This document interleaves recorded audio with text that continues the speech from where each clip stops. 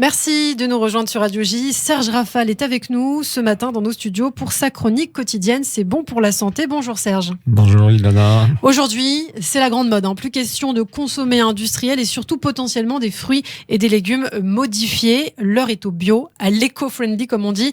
Mais alors, est-il vraiment intéressant pour la santé de manger bio ? Alors je vais compléter votre question. Ilana, est-il nécessaire de tout choisir en bio ? Alors je répondrai que le bio est évidemment préférable parce que c'est un mode d'agriculture qui n'utilise pas de pesticides agressifs, pas d'engrais puissants, pas d'additifs, pas de solvants industriels.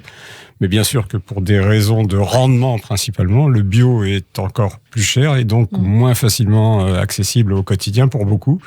Sinon, ce serait probablement intéressant, sans que nous ayons d'ailleurs de preuves scientifiques du mieux fondé du bio par rapport à l'agriculture traditionnelle pour la santé. Pas de preuves indiscutables, donc les produits affichés bio ne sont pas forcément un gage de bon pour la santé. Non, il faut faire très attention parce que le label bio, c'est un label qui est très vendeur et vous pouvez trouver sous l'étiquette bio des produits qui ne font absolument pas partie de nos recommandations santé, comme les biscuits, des crèmes glacées, même des chips. Ouais. Alors je peux vous assurer que des chips bio, même sans huile de palme, même sans colorant artificiel, même sans conservateur, ne peuvent pas prétendre figurer dans une alimentation santé, car dedans il y a trop de sucre, trop de graisse.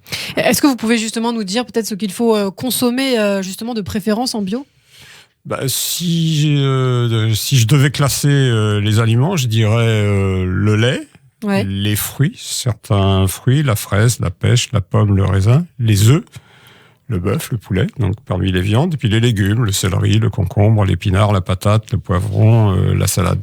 Vous savez sans doute qu'une pomme non bio subit autour de 35 traitements, 22 fongicides, 9 insecticides, 2 herbicides, 2 régulateurs de croissance.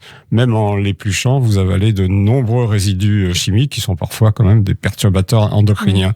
Et à l'inverse, certains autres fruits et légumes n'ont généralement pas besoin de beaucoup d'engrais chimiques ou de pesticides. C'est le cas de l'ananas, l'avocat, le brocoli, le chou, le kiwi, le maïs, s'il n'est pas OGM, le melon, le pamplemousse, la pastèque. Donc ça, on n'est pas obligé de le consommer forcément bio. En tout cas, des perturbateurs endocriniens qui peuvent être extrêmement toxiques pour la santé dans certains produits non bio. Alors Serge, bio ou pas bio ? Tout en bio ou pas du tout ? Si le bio était au prix du traditionnel, je conseillerais de tout choisir en bio, mais il y a quand même une différence d'environ 20%. Alors il tend à diminuer avec l'augmentation de la production. Je dirais qu'on peut faire un mixte et seulement éviter ou choisir bio les aliments fragiles qui nécessitent beaucoup de traitement ou du rendement. J'ai parlé du lait et des œufs. Et tout n'est pas mauvais quand même dans l'agriculture traditionnelle française. Donc on peut tout à fait rester en bonne santé sans tout choisir en bio. Bio ou pas, donc vous avez la réponse. Merci beaucoup Serge pour cette chronique qu'on retrouve d'ailleurs dès demain pour un tout nouveau point santé.